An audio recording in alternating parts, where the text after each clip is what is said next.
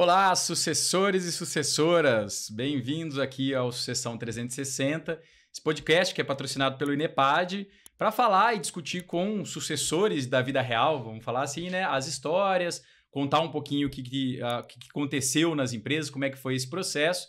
Estou aqui com a minha sócia, Natália, do INEPAD. Olá, pessoal. Olá, Eduardo. Hoje estamos aqui com a Regina, da UAU Inglesa. Ela é a segunda geração de sócios da empresa, né? Regina, seja bem-vinda ao nosso podcast. Natália. Fala um pouquinho sobre você, a sua atuação na empresa, sobre a história também da UAU. Vamos lá. A UAU Inglesa ela já tem 65 anos, né? Já vamos fazer 65 anos no início de 2025. É uma empresa familiar que iniciou com meu pai.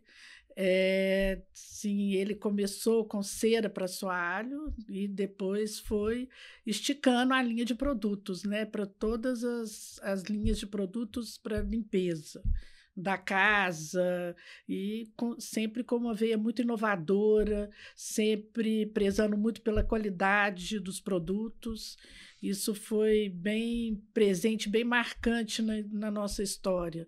É uma referência bem interessante a questão da qualidade e da inovação. A gente concorre aí com grandes empresas multinacionais, mas a gente sempre teve essa pegada da inovação, de se diferenciar dentro do mercado com qualidade e produtos inovadores, né?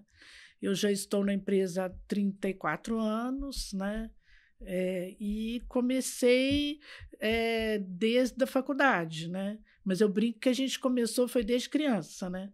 Porque desde criança a gente já visitava a empresa com meu pai nos finais de semana, nas férias, né? Brincava lá no estoque com as caixas, com frascos, né? Já tinha uma convivência muito grande, né? E o assunto em casa era a empresa, né? Era no café, no almoço, no jantar, que a família estava reunida, o assunto era a empresa. Então, a gente vivenciou a empresa desde os primórdios, né? Então, a gente está ali desde sempre. Uma curiosidade que, óbvio, eu sei, porque a gente já conversou bastante, né? O UAU Inglesa é cliente nosso.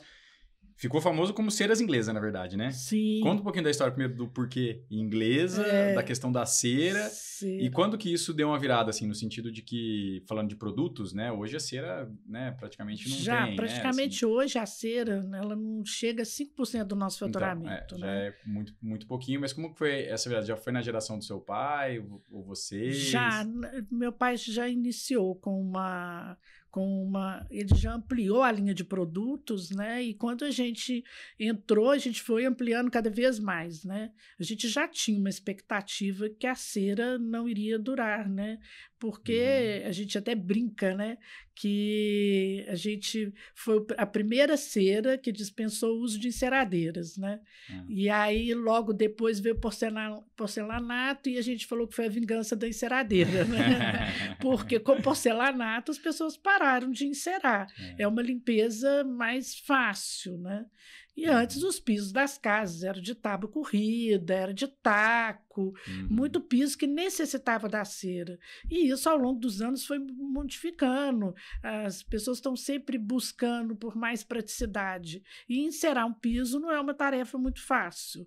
Então, a construção civil foi se adaptando a isso e a gente também se adaptando. Então, quando a gente percebeu que a cera não ia ter uma vida longa, a gente precisava de substituir a cera com outros produtos, foi aí que entrou desinfetantes, multiuso, limpezas de superfícies. Já foi década de 90 que foi essa mudança? Ah, não, até antes. Antes, década de 80 já tinha essa... Na década de 80 a gente já tinha desinfetante, já tinha lustramóveis, e a gente já começou com essa pegada mesmo de entender o que a dona de casa necessita, o que a dona de casa gosta, sempre com a pegada da praticidade. Então, o multiuso, a gente lançou, existia só o multiuso Veja, que era da Rect. A gente lançou o nosso multiuso, hoje nós somos a segunda marca em multiuso. A gente só perde para Reckitt. Então, a gente viu que essa necessidade de estar colocando limpeza, concentrados de limpeza, e hoje a gente tem lavanderia, a gente tem uma linha muito extensa, né? Hoje a gente tem mais de 280 produtos. Por que inglesa? A inglesa é uma história bem interessante, né? O meu pai, ele tinha uma mercearia na década de 60, e ele vendia a cera já existia. Ele vendia essa cera e era uma cera caseira, que era envasada numa latinha de leite ninho, né? Mas fabricada pelo seu pai? Não, né? Ele não. só revendia. Tá. O papai revendia na mercearia dele. Tá. E muitas clientes perguntando e tal, mas a produção desse senhor na época era muito baixa, ele só tinha ele mais uma funcionária, e meu pai sempre cobrando dele: olha, a sua cera sai muito, você tem que aumentar a produção, as minhas clientes estão sempre buscando a sua cera. E ele não tinha condição, até que um dia ele falou: Mozart, você não quer comprar essa empresa minha e tal? Ele comprou, na época o papai conta que ele comprou lá 800 quilos de parafina, mais alguns quilos de carnaúba, e começou a fazer a cera, né, a cera em pasta. E daí ele foi, cada dia, introduzindo produto novo. Dentro da cera, as variantes são gigantes, depende do piso. Então, assim, ele foi bem inovador para a época, e era uma época propícia para os negócios no Brasil. Apesar dele estar num ambiente que só existia multinacional, era um ambiente mais propício para o empresário que está crescendo, né? Que é um pouco diferente de hoje, né? Mas por que inglesa? E não, inglesa já era o nome. Ah, já veio do antigo proprietário. Entendi. E era cera inglesa então com Z, né? Entendi. A gente brinca que na época a cera inglesa era com Z e farmácia era com PH, né? Era diferente. Tudo. Mas o Z manteve. Tá? O Z manteve. Legal. E assim, você falou desde criança que você tá lá e tal, esse é extremamente recorrente. Eu falei que a gente já gravou acho que é o episódio 22 ou 23 que a gente tá gravando agora, e todos os sucessores que a gente conhece, principalmente os que, assim, deram certo, que continuaram na empresa e tal, tem esse início desde cedo, desde da infância mesmo na empresa. Obviamente, a grande maioria não trabalhando, né? Ainda que na época tinha principalmente quem começou na década de 80, década de 90, com 13 anos, 12, 13 anos, já estava na labuta mesmo lá, já estava trabalhando mesmo. Conheço, muita gente começou. Exato, mas com 10, 9 anos, todo mundo já tem essa memória afetiva com a empresa, né? Ou seja, já tem essa percepção, então a gente entende, a gente até fala no INEPAD que a associação começa aos 10, porque você tem a geração dessa memória afetiva, ela também gera um espírito empreendedor, gera um monte de coisa positiva ali desde da infância, né? Então, esse é um ponto bem positivo aí. Seus irmãos também participaram desde cedo? Como que foi? Né? Somos hoje 3, né? Na realidade, somos 4, mas na direção somos 3. O meu irmão mais velho participou muito, né? Ele que iniciou a sucessão, né? Então, quando ele foi o primeiro a entrar. Tá. Ele também entrou, a gente brinca que a gente não tinha opção, tinha que fazer administração, né? Então, todos nós fizemos administração. Então, quando ele entrou na faculdade, ele já estava trabalhando. E ele começou também a 18, 17, 18 anos, a gente já estava dentro do negócio, né? Perfeito. E para ele, realmente, eu falo assim, né, que a sucessão nunca é igual para todos os sucessores, né? O primeiro, ele sofre mais, ele tem que se posicionar mais. O primeiro, eu acho que ele abre muitas portas para os sequentes aí, né? Eu acho que não é fácil para ninguém. Cada um vai ter uma certa dificuldade dentro desse processo, porque ninguém é igual, né? Mas eu vejo que o mais velho, o primeiro, a batalha dele é diferente. É diferente. Um pouco mais completa ali, porque também tem que participar desse processo doloroso, depois acaba que, principalmente na relação né, entre gerações ali, do pai e filho e tal. Eu vejo no primeiro, então, no nosso caso, né, o meu irmão sempre foi muito ligado na indústria, né? E meu pai, como todo Marco, né? Como todo empreendedor, ele é ligado nisso, na produção, na indústria, na questão de lançar produtos, ele está sempre mais voltado para o crescimento da empresa e nem tanto para o background, que é aquela questão de você estar preocupado com a finança, com a contabilidade, né? Então, não é muito... O empreendedor, ele não se liga tanto nesses procedimentos, nesses processos internos. Ele está mais preocupado com o negócio em si. Produção, né? Ou venda? É sempre isso. Produção e venda. Então, administrativo, assim, normalmente o pessoal financeiro, administrativo então, e financeiro, eles deixam de lado, né? Então, para mim foi um pouco mais fácil, porque para mim foi administrativo e financeiro, né?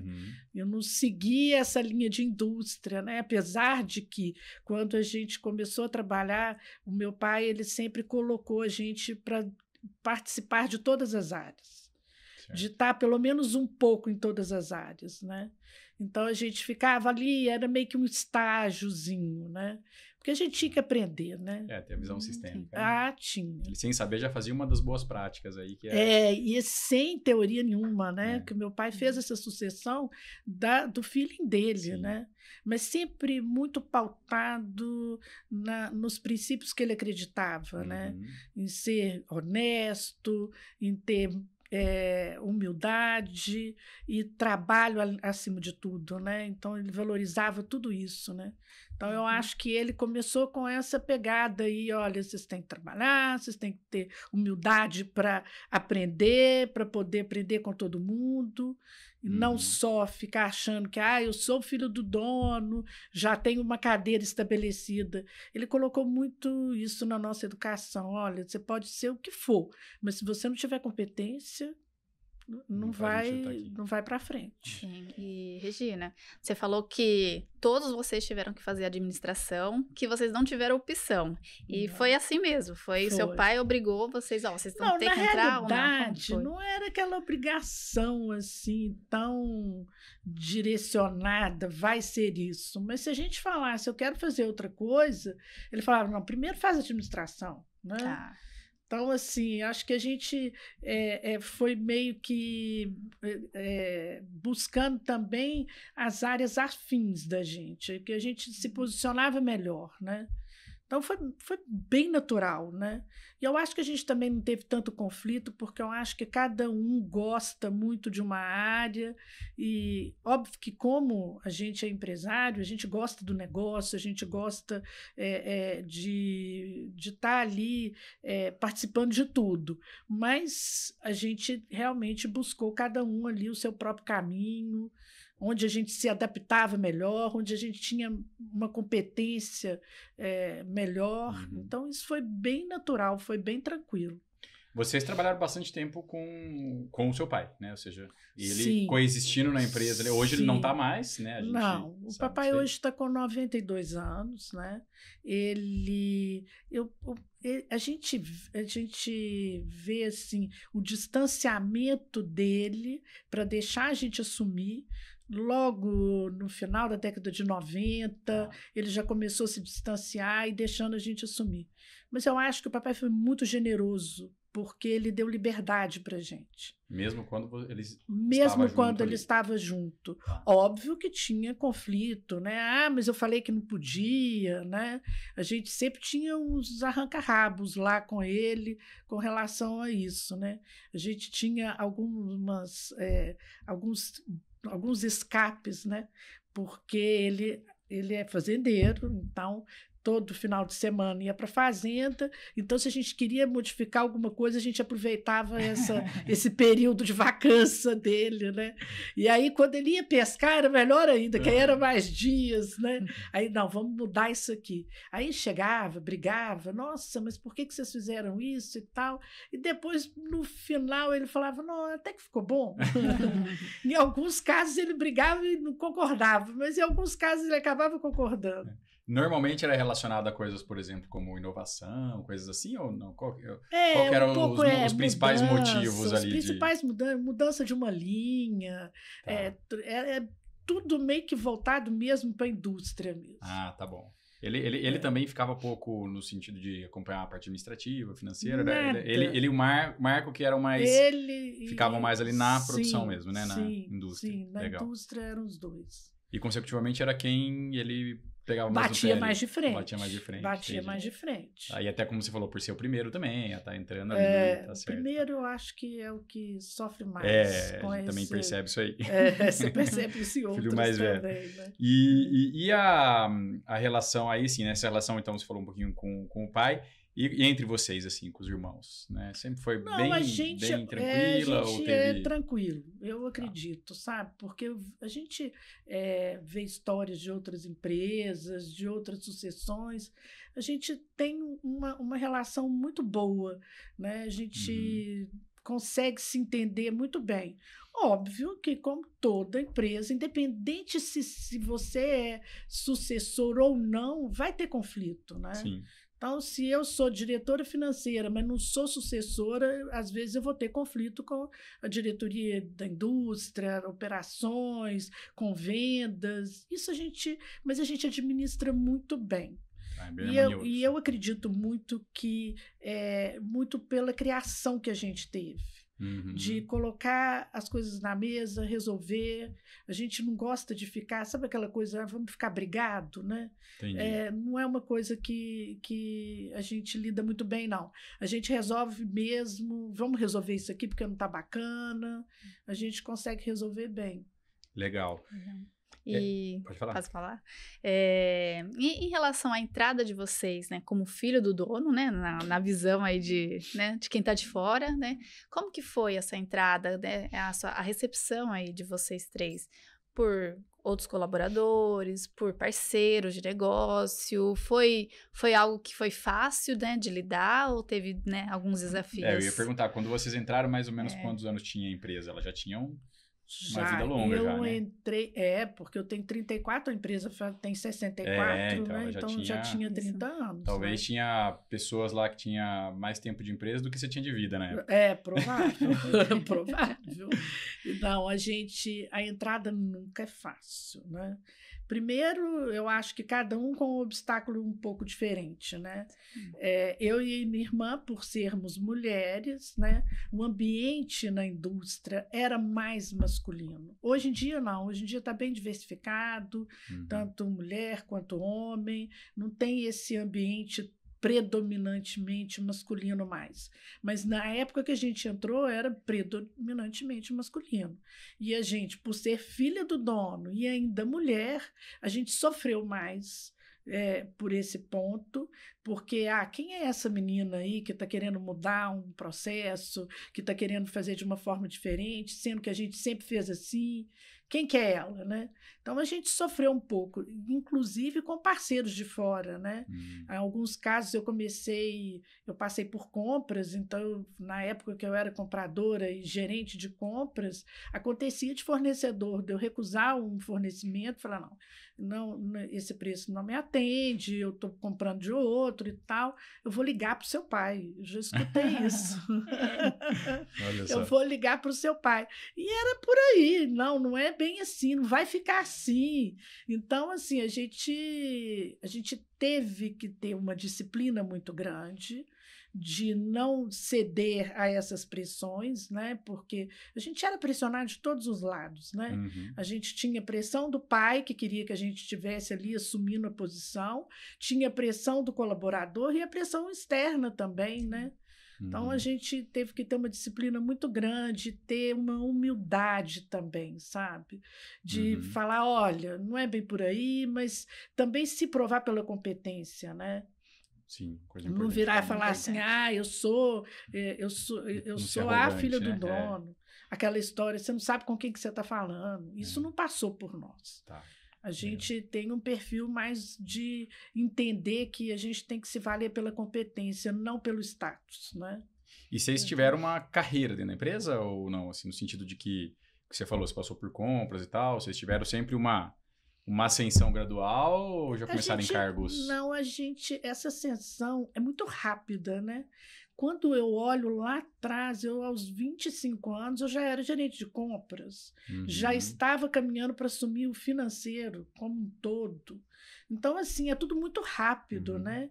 Então, acho que se fosse uma pessoa num projeto de carreira que não fosse um sucessor, talvez teria mais tempo para ir se adaptando, para ir conquistando mais competência. A gente foi tudo muito rápido, né? Eu formei em 93, já fiz uma pós, daí alguns anos fiz um MBA, tudo focando na minha área, que é finanças, e daí a gente já foi entrando no negócio e assumindo posições e assim, quando a gente olha lá atrás, fala, nossa, eu era muito ousada, né? Porque era bater de frente com o status quo, né? Sim. Então, hoje, quando a gente vê, a gente teve eu tive uma relação muito grande de estar acompanhando outras empresas, né? Por ser do financeiro, né? A gente hoje tem 65 distribuidores, né? E começou lá na década de 90 com os distribuidores eram antigos representantes que viraram empresários, que não eram porque eram representantes, alguns deram muito certo e outros não deram certo. Então, essa experiência de acompanhar outras empresas nascendo e morrendo traz para a gente uma bagagem, uma experiência de tipo, olha, isso aqui não é bom, isso aqui já é bacana. E aí que eu acho que eu comecei a ter o contato com governança. Legal. Foi aí que eu comecei a ficar muito preocupada com governança. A falar, gente, como que é isso, né? Por que não deu certo, né? Então, tinha alguns representantes que entravam para o negócio e misturava, né?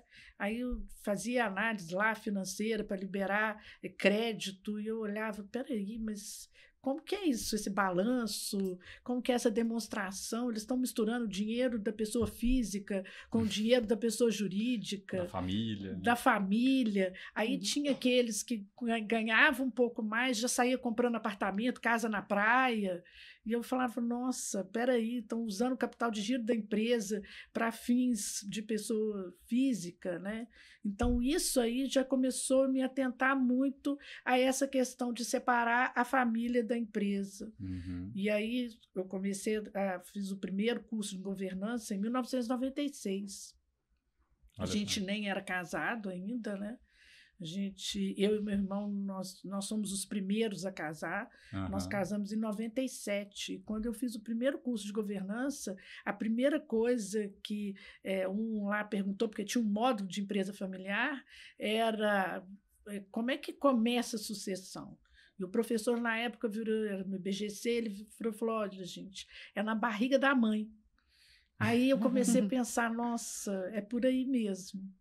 Né? Então, a gente foi bem nessa linha de estar aprendendo, vivendo, né, com experiências de algumas empresas que a gente conhecia e tinha um contato muito direto, e entrando dentro da prática, como que a gente pode fazer para evitar, né, que a gente, em algum momento, se peque aí nessa sucessão, na governança.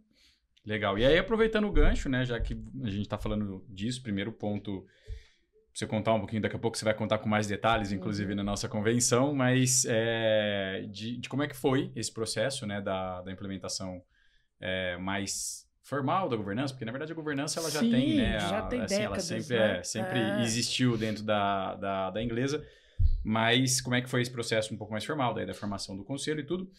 E também, qual que é agora o ponto, já com todo, né, a base de conhecimento que inclusive vocês têm, para a próxima geração?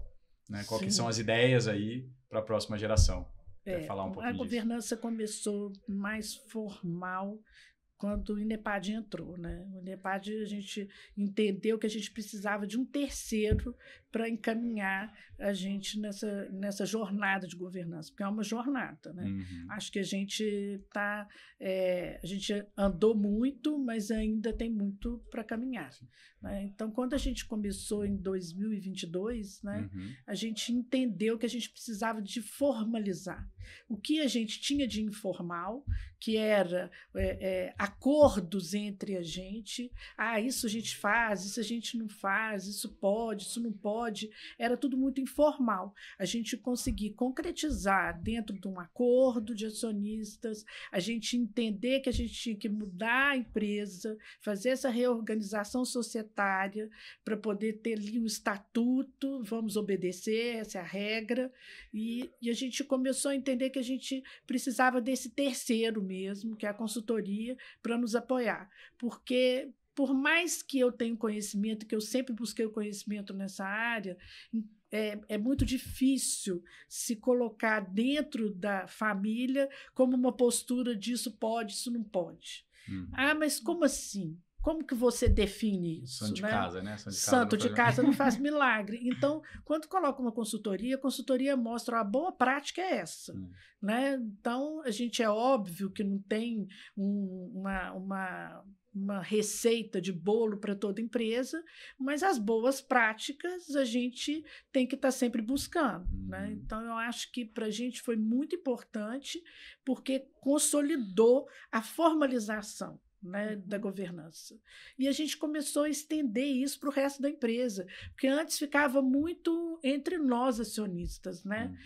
Como que a gente vai lidar com o resto da empresa também de uma forma de governança, né? E aí a gente vem criando aí passos interessantes dentro da governança, que é entender que cada área precisa de ter a governança da própria área, né? Com transparência, com processos, com compliance. Então, a gente foi caminhando. Isso foi muito bom, porque começou a ter clareza no início, dentro da organização, dentro dos acionistas, e essa clareza foi passando. Óbvio que hoje a gente ainda não tem um processo tão disseminado, mas essa busca agora desse processo para disseminar. A gente já tinha uma ideia com relação à sucessão da terceira geração, mas a gente concretizou isso dentro do acordo, né? Que a gente concorda que a terceira geração ela não vai estar na direção da empresa, né? Atuando como gestor da empresa, ela vai atuar no conselho.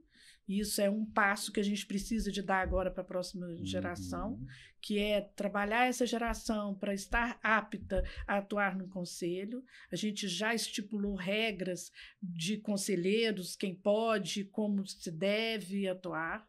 E eles precisam de também buscar a competência deles para isso, né? Não basta ser herdeiro, né? Tem que ser competente também para estar participando do conselho. Então, quando a gente solidifica tudo isso dentro de um acordo, formaliza, flui melhor, né? Eu acho que fica claro para todo mundo, evita muito conflito, né? Porque eu acho que quando você tem, por mais que a gente tenha um acordo entre as partes ali, mas não formalizado, não é a mesma coisa. A regra pode se perder. A regra pode se perder, e aí... E pode mudar na cabeça das pessoas também, interesses individuais. E aí, exato. Eu acho que a visão nunca vai ser igual de todo mundo, né? Então, mas e o entendimento, né? Eu entendia que era assim. Não é entendimento de um ou de outro, está dentro de um acordo formalizado e que a gente deve seguir. E lógico que nenhum acordo é tão estático que a gente não possa mudar. Se a gente entender que aí ao longo dos anos a gente tem alguma coisa ou outra para se mudar, a gente vai mudar, mas sempre de comum acordo, sempre participando do conselho dessas mudanças. Perfeito. Exatamente. E, Regina, você falou então que os filhos não estarão na direção do negócio. E aí o caminho natural de vocês os 3 sócios de hoje é ficar dentro do conselho de administração, né? Como que tá essa preparação aí dos gestores, né, para uma sucessão aí, né, de médio, longo prazo aí de vocês, da gestão, né? A sucessão pra da uma gestão, profissionalização fora da família, né? Que é seu intuito. Eu acho, eu sou um pouco crítica quando me falam família e profissionalização. Uhum. Eu acho que a gente é profissional. Eu acho não, nós somos profissionais, né? Porque a gente trilhou todo esse caminho estudando, se aperfeiçoando e executando. Então, nós somos profissionais, mas a gente, ao mesmo tempo, que eu acho que foi muito interessante, que a gente trabalhou para a gente se profissionalizar, a gente também buscou profissionais, né? Uhum. Então, hoje a gente tem profissionais de mercado em todas as nossas áreas, né? Hoje não tem processos que não sejam bem estabelecidos, com profissionais. A gente muda um pouco isso na medida que a gente também se cobra isso, né? Como a gente sempre se cobrou muito que a gente tem que ser profissional, que a gente tem que estar apto para atuar na área, que independente se escolhemos ou não, mas a gente tem que estar apto para atuar, a gente buscou profissionais também para isso. Então, hoje a gente ampliou um pouco o leque de diretoria, né? A gente já aumentou um pouco as diretorias e a gente acredita que isso aí ainda vai acontecer. A gente já vem estudando para cada um de nós um sucessor. Não é fácil, né? Não é fácil para a gente, também não é fácil para quem vai nos suceder, né? É uma tarefa difícil, mas hoje a gente conta com bons profissionais. Eu acredito que a gente consiga, sim, conseguir estruturar isso melhor para poder ficar mais disponível para o conselho, né? Mais na estratégia, né? Hoje você entende que ainda a empresa tem uma certa dependência de vocês 3, ou você já entende que ela está... Não, a empresa tem uma dependência grande ainda. De vocês 3? Sim, dos 3, tá. Sim. Porque hoje a gente ainda coordena muita coisa, a gente participa de muito processo, de muitos projetos, né? Hoje a gente, óbvio que não é aquela dependência de tipo, não posso nem viajar, né? Não existe isso há muitos anos. A empresa, ela é viva e ela vai, e a gente, cada vez mais, a gente entende que a gente tem que se tornar desnecessário, né? Só que tem essa dependência, não tenha dúvida. Mas vocês estão buscando esse trabalho de se tornar menos que a empresa se torne menos dependente de vocês. Sim, sim. E como que você, Regina, né? Como que você tá preparando isso? Qual que é a sua estratégia de médio prazo aí? Por que eu tô perguntando isso? Tem um fator específico. Essa é a grande dor do sucedido. Sim. A grande dor do sucedido psicologicamente, eu conseguir me desvencilhar, ou seja, a mesma dor de que eu preciso de sair é uma dor psicológica que eu não quero sair, ou eu não quero que a empresa não dependa de mim. Muitos têm isso, até às vezes intrinsecamente, assim, né? Ela fala que não, eu quero que a empresa não dependa de mim, mas lá no ao fundo mesmo mesmo, tempo, né? Lá no fundo mesmo fica naquela coisa de, pô, será que vocês vão fazer igual eu faço? Será que vai dar certo? Será que se eu sair vai ter isso aí? Então, essa dor psicológica e, claro, a dor técnica também, né? Pô, eu faço muita coisa. Como é que eu vou ter profissionais que vão ter essa mesma visão ou que vão ter esse engajamento que eu, como sócio, tenho hoje com a empresa, né? Assim, como que você, como Regina, está se preparando para isso? No meu caso, eu nem preocupo muito de estar sendo necessário ou não. Eu acho muito difícil porque a gente gosta de trabalhar. A gente gosta, né? Eu brinco que a gente é meio que fazedor, né? A gente gosta de estar lá inserido. É muito difícil e eu acho que o fato da gente ter colocado governança começou a trabalhar muito a nossa cabeça, da gente sair da operação e ir mais para o estratégico, né? Isso é muito difícil, porque a gente ama trabalhar, né? Eu não tenho aquela de, tô louca para ficar livre disso aqui, porque a gente escuta isso, né? Porque a gente gosta do trabalho, a gente gosta de estar lá, a convivência lá é muito boa, nós temos um clima bacana. Então, ir trabalhar tem o lado positivo, Também, óbvio, tem lado negativo, porque a gente também se estressa muito, mas não tem como evitar estresse nos dias de hoje. Mas essa questão de parar de fazer e planejar mais é um desafio para mim. Né? E eu acho que o Conselho trouxe muito essa pegada da gente conseguir sair do papel de executivo e entrar no papel de acionista. É um exercício difícil, é um desafio, que eu acho que todo sucessor tem, e quando ele se tornar sucedido, é isso, é não fazer, não executar, porque a gente gosta, né, de pegar um projeto, trabalhar nele, ver ele nascer, ver ele dar resultado. É bem interessante esse lado. Isso aí é um desafio. E eu estou me preparando, entrando mais para o conselho, entrando mais para o lado estratégico, que já é bem a minha responsabilidade da minha área. Então, a gente tem buscado se desvencilhar um pouco da operação. Tem um prazo para isso? Vocês chegaram a estipular um prazo, alguma coisa assim, uma meta? Não. Eu acho que vai ser o próximo passo. Estabelecer um prazo. Para a reunião de conselho já tem que começar a estabelecer. Já começar essa meta aí de qual que é o prazo. Legal. Eu tenho uma pergunta que ficou para trás aqui, mas que eu queria entender, né, se a sua mãe chegou a atuar na empresa, se ela teve um papel na empresa. Minha mãe atuou. E como é que foi esse papel? Esse ponto é muito bom, porque a minha mãe ela foi fundamental para a empresa dar certo, para a gente dar certo na empresa. Eu lembro que ela começou a trabalhar, eu tinha uns 10, 11 anos.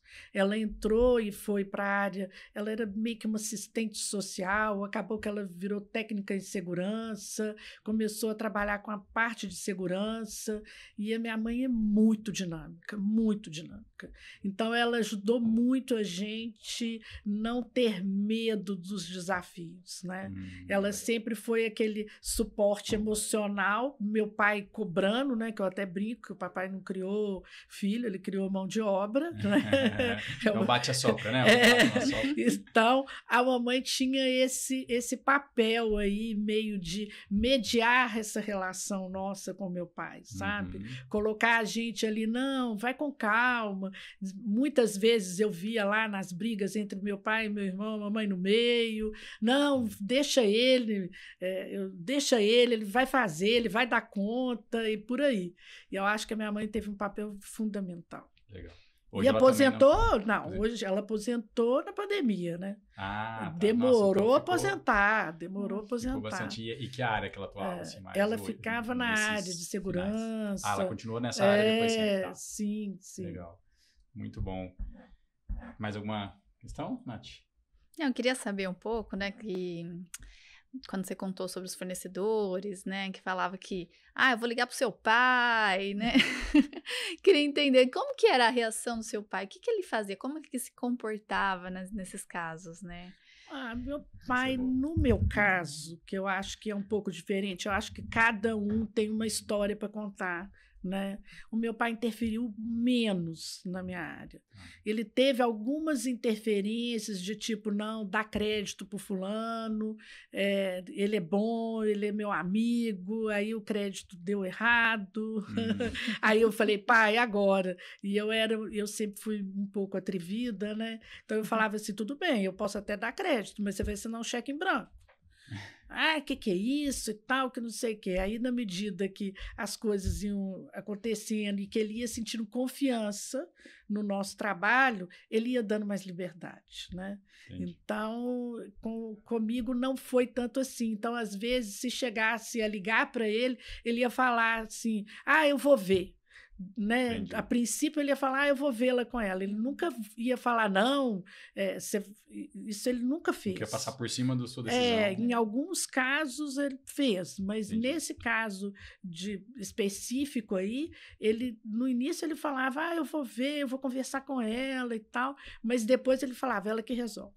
Entendi. Né? Então, Dava assim, essa... foi na medida que a gente foi adquirindo ele, né? Foi adquirindo confiança no nosso trabalho, confiança que a gente realmente estava ali executando de maneira profissional, que a gente estava indo bem, que ele foi dando liberdade, né? Dando liberdade e dando responsabilidade, né? A via de mão dupla, né? Quanto mais liberdade, mais responsabilidade a gente tinha, né?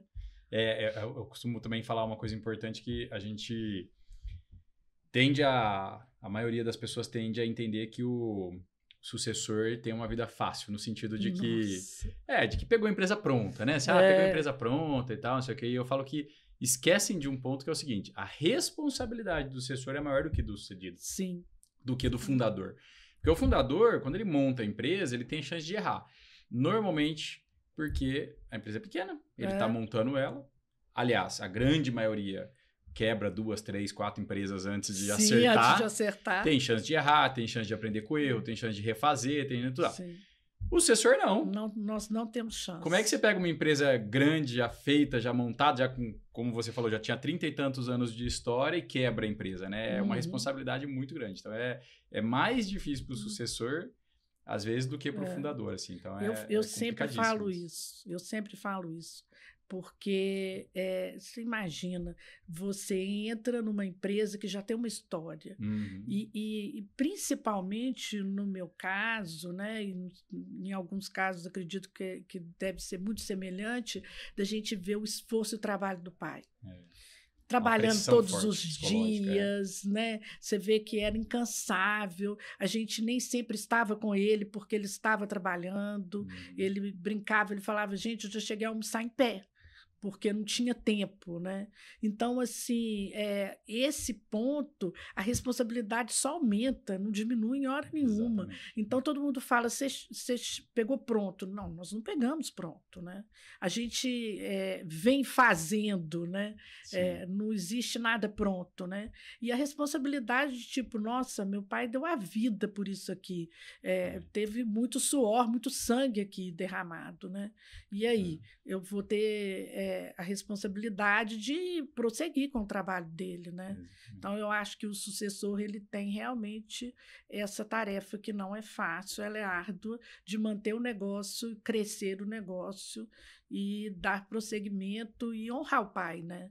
Eu acho que é muito importante a gente honrar a história do empreendedor, do fundador, que ele foi lá, ele teve a ideia, ele que correu atrás, ele que criou o negócio, né? Então, eu acho que honrar esse fundador aí não é uma tarefa fácil, não. E tá reempreendendo também, né? Porque não, o tempo inteiro, além disso, né? tem que estar reempreendendo. O tempo inteiro, né? Eu acho que a gente tem essa função, né? E é uma função que eu falo, né? Meu pai a vida inteira falava assim, nós não somos donos de nada, nós estamos tomando conta. E eu acho que a gente aprendeu isso, sabe? Porque essa empresa é viva. Ela não... A gente está ali nesse período... eu costumo falar que eu não sou. Eu estou hoje ali como diretora, mas não é esse o ponto, né? A empresa tem que viver, ela tem que progredir, independente de quem está no comando ou não, né? Então, essa é uma responsabilidade gigante. Tanto que a pessoa fala que uma das formas de perpetuar a empresa, né, é justamente levando ela para o mercado, uma abertura de capital, né, alguma coisa que vai fazer com que a empresa tenha né, é um ponto que normalmente a família fala, não, mas se eu for abrir capital, se eu for vender a empresa para uma multinacional, se for não sei o quê, eu estou entregando o patrimônio da família que meu pai criou, que não sei o quê. Pô, mas... Né? Se esse é o ponto onde a empresa vai perdurar, ela vai ter perpetuidade, ela vai estar muito mais segura, né?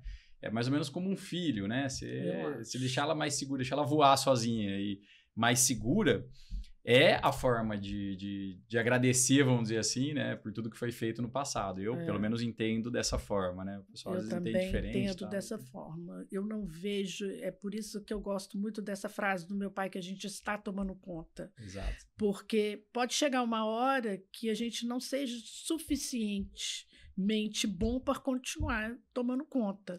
Então, é uma relação aí em que a gente realmente tem um amor que, se for um outro profissional, não vai ter a mesma coisa com a empresa.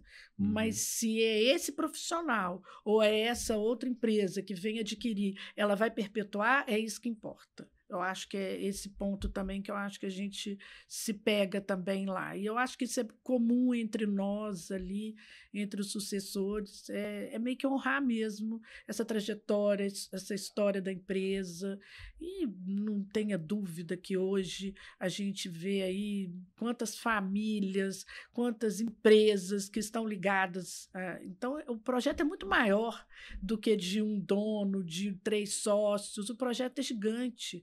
Né? Então, a gente tem que perpetuar esse projeto, independente se vai estar nas mãos de quem ou como, a gente tem que perpetuar.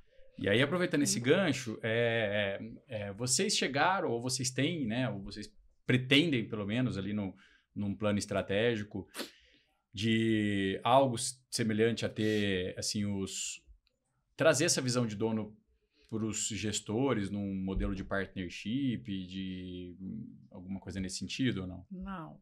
No nosso planejamento estratégico, a gente está mais focado no trabalho da empresa, em como a gente vai ampliar o negócio, em como que a gente vai crescer a empresa. Né? Tá. A gente ainda não está nessa ponta de entender isso, não. Mas pode ser um futuro, sim.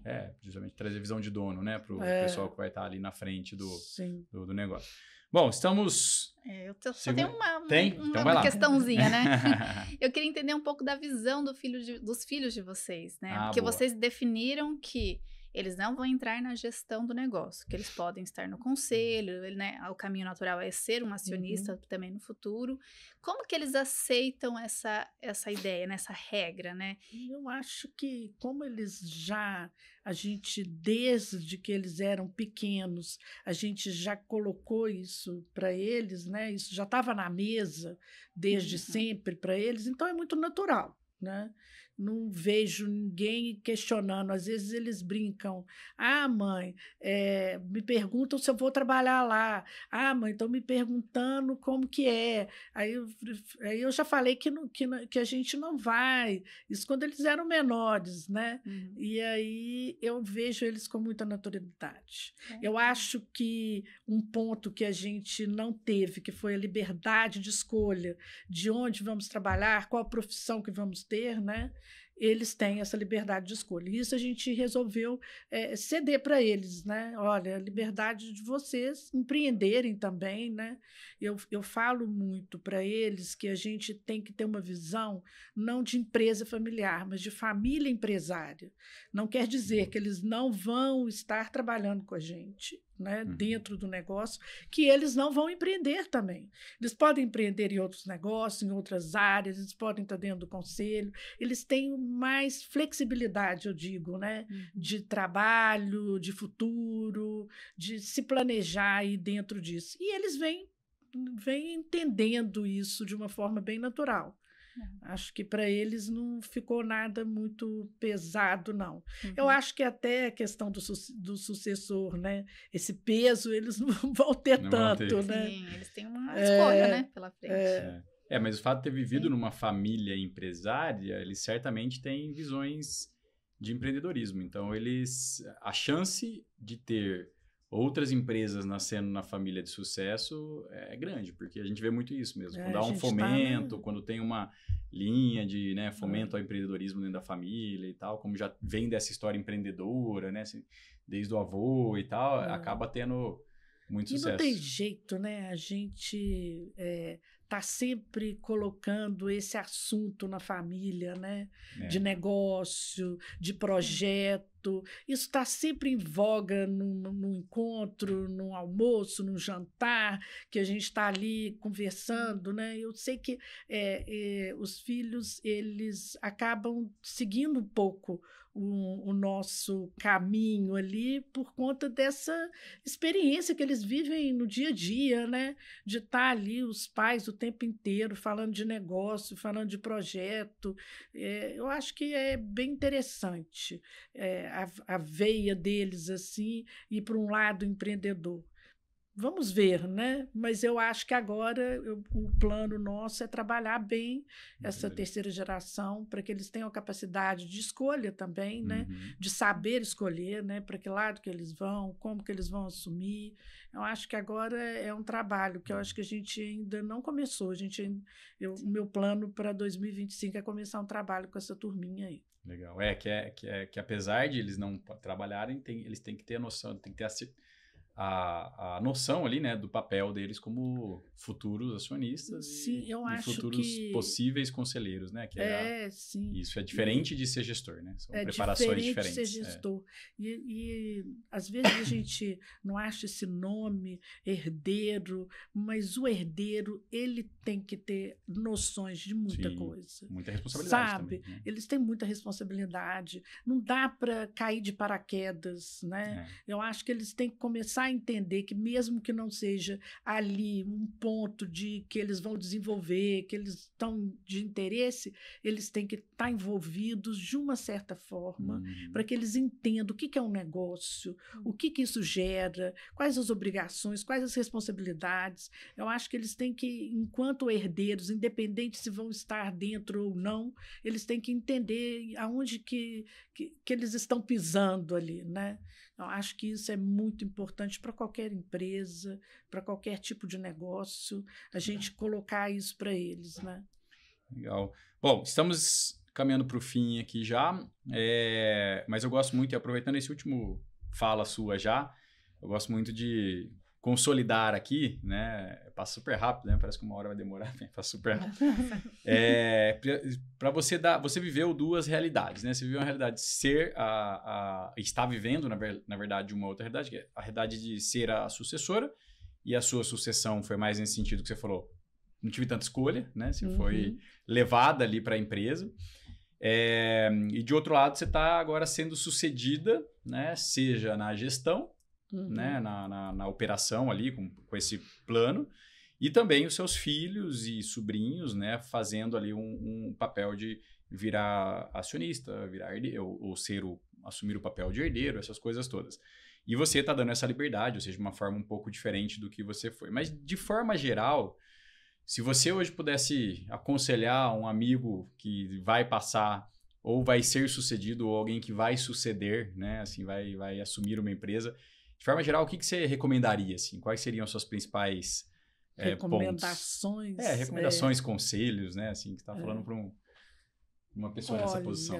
Uma pessoa que vai ser sucedida, eu acho que é entender que a gente tem que passar o nosso conhecimento, passar o que a gente aprendeu nessa caminhada toda para quem vai tá chegando com uma outra bagagem, chegando com mais clareza desses papéis, porque quando a gente começa lá atrás, a gente não tinha clareza nenhuma do nosso papel.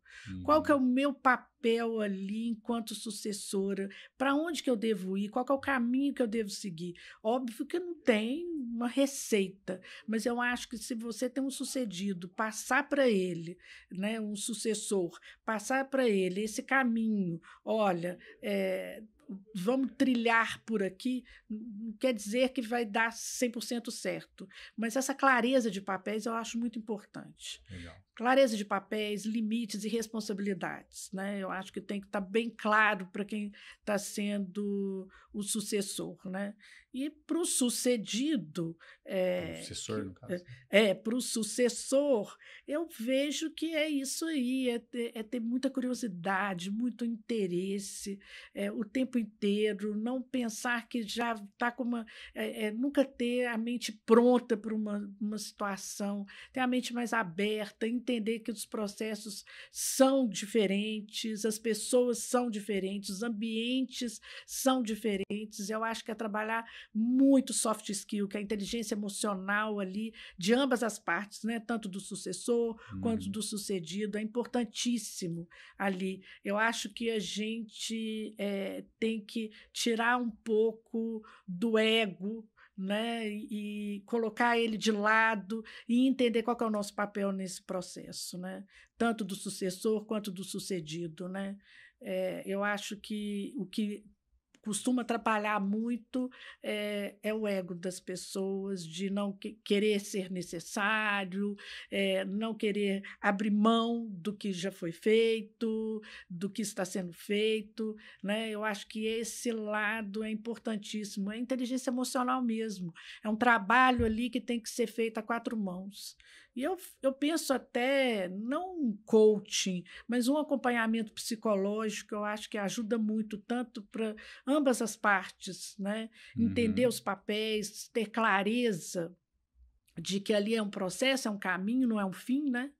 Nem para quem está saindo, nem para quem está chegando, né? Tem aí, para quem está chegando, tem longo caminho para percorrer, não vai chegar chegando e achando que vai estar tudo pronto, que não vai estar. E para quem está saindo também entender que não é o fim, né? Que tem outras possibilidades, que tem outros caminhos, né? Eu acho que o foco maior é na inteligência emocional.